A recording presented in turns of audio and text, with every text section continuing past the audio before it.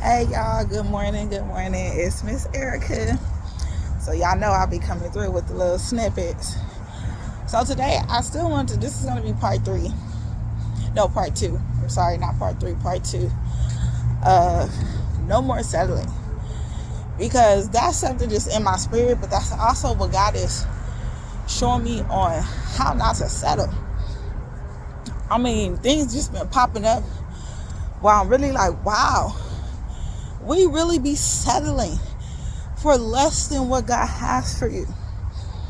And a lot of our settlement turns, the gist behind it is people pleasing. We settle to please other people, but nobody is willing to do those sacrifices for us. And that puts you in a world of codependency without you even knowing it.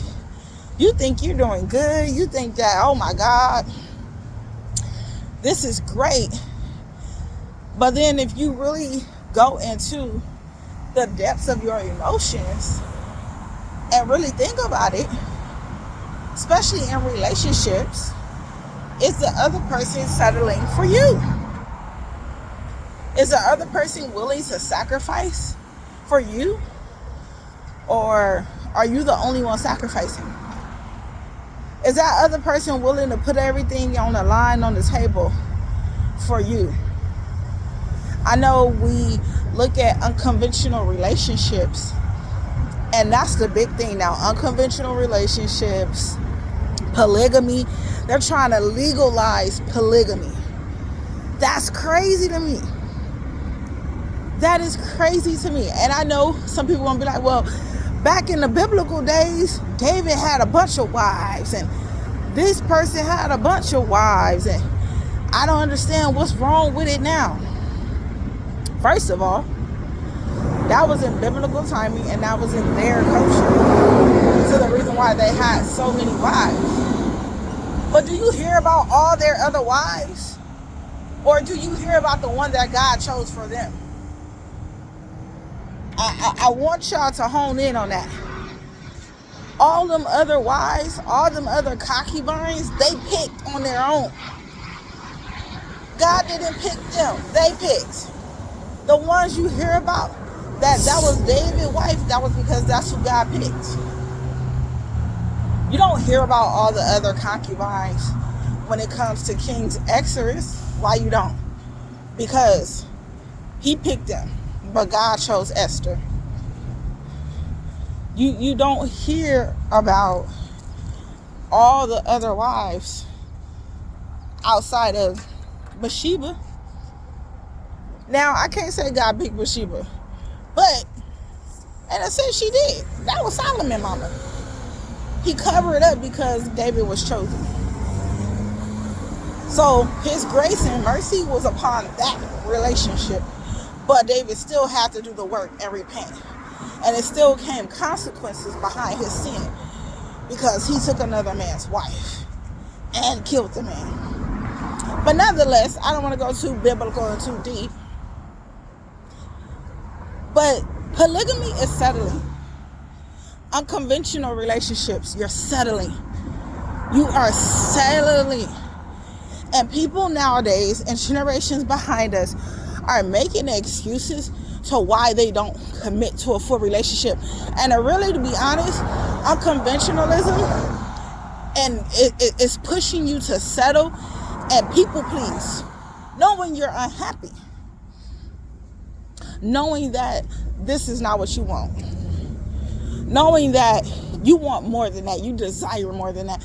And the reason why you desire more than that, because God has more than that for you. So settling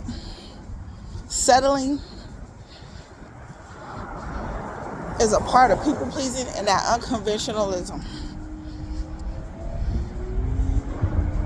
You know, I see things on the news and things in social media where I'm just like, wow. I saw something today on social media where the man did a video and was proud to say that he does not want to marry his girlfriend of 4 years if he can't give her a $500,000 wedding? That's preposterous. That's making up an excuse to why you cannot commit. Polygamy is making up an excuse to why you can't be faithful to one woman. That's an excuse. So why is that one woman not enough? Is it her or is it your insecurities as a man? And if it's your insecurities as a man, that means you don't even qualify for that woman. You may say, how do you know this, Erica? Because I settled. Before me and my husband was even married, we were in a polygamous relationship. And it was not a good thing. I had one foot in the door and one foot out the door of the church. And God was not having it. God was not having it at all. One foot in and one foot out. I started to see the worst of myself in that relationship. But I was settling for less than what God had for me. Because in my mind, I felt this is the best that I could do. This is the best that I can do. And when I moved away, I still was messing. It didn't last too long. Why? Because even with finances and everything else, it was a mess. It was a mess. And I couldn't have my kids in that. And my kids was young. They don't even remember. I'm so glad they don't. But it was a mess. It was a hot mess. And I know some people might say, well, that's your situation. Y'all should have talked and had a conversation. Oh, we did talk and have a conversation. But he wasn't qualified. He may have been qualified for her caliber of a woman because of who she is. But he sure damn sure didn't qualify for the caliber of woman that I was and that I am. The difference between the two is neither one of us knew who we were. I didn't know who I was at that time.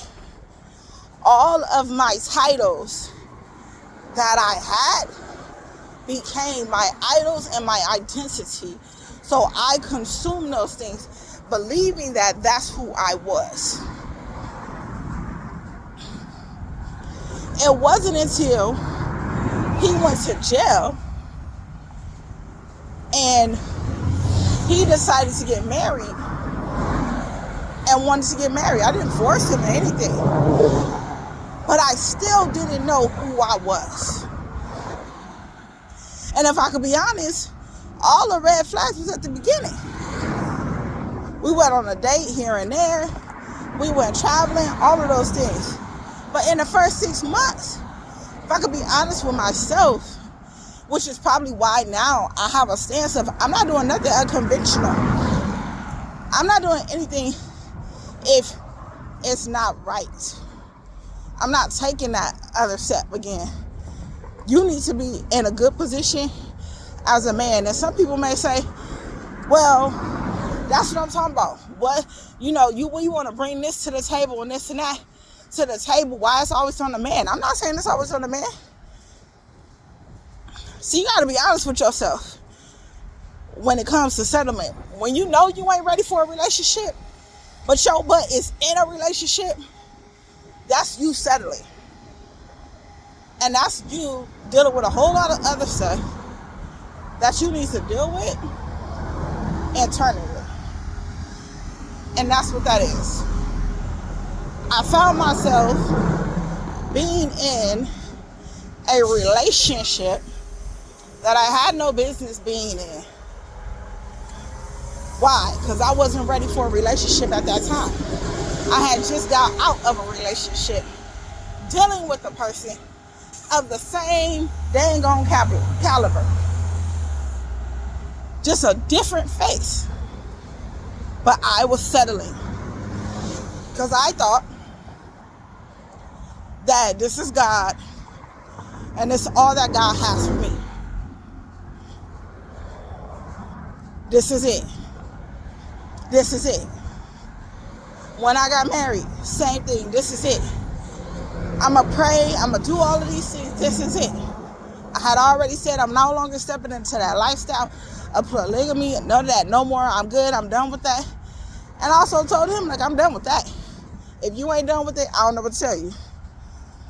But I'm done with that. I'm not doing that no more.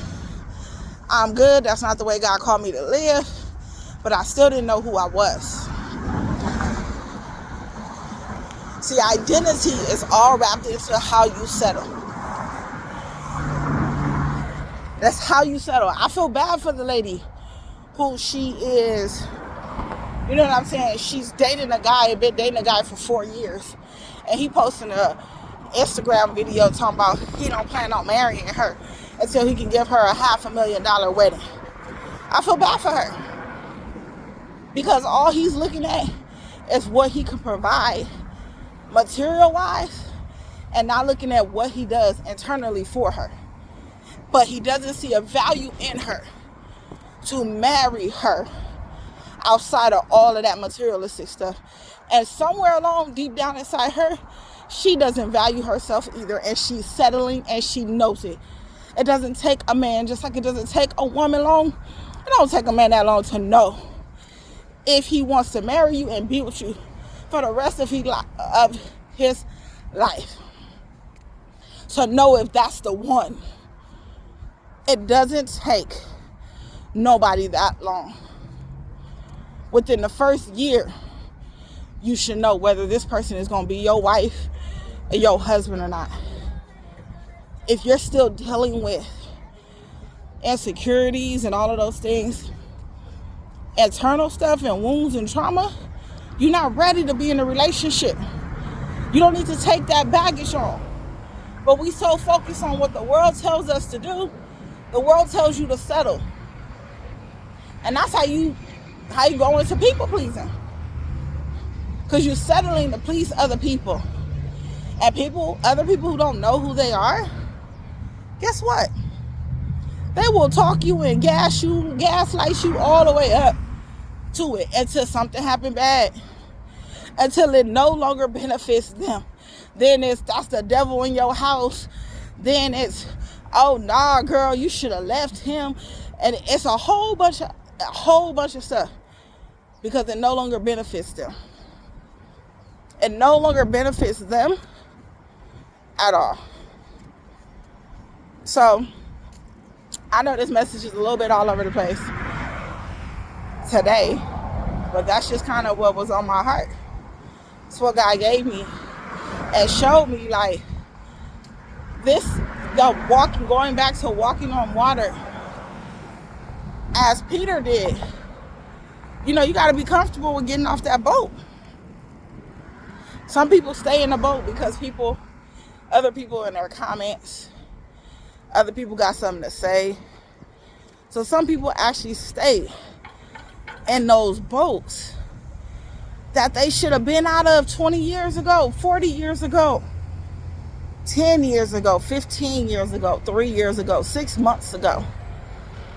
Some people settle because they are afraid of other people's opinions, so they stay in the boat. And them other people can't even help them. So today I want you to choose. I challenge you to choose. Are you going to stay in a boat for settlement, whether it's in a relationship or not? Polygamy is nothing but a big setup to settle. I don't care what nobody say. There are men who could be loyal and faithful to one woman. We have seen it in our elders that came generations and generations before us, married for 30, 40, 50, 60 years. There's nobody can ever tell me that men cannot be faithful. I don't care what culture, what background, what color your skin is. Men can be faithful and loyal to one woman and love on one woman, and that one woman can be enough. It's all a matter of if that man's even qualified for that woman. So choose to ask yourself, are you going to stay in that boat of settlement because you're afraid of others' opinions? Or are you going to walk on water? Y'all have a good day. Bye.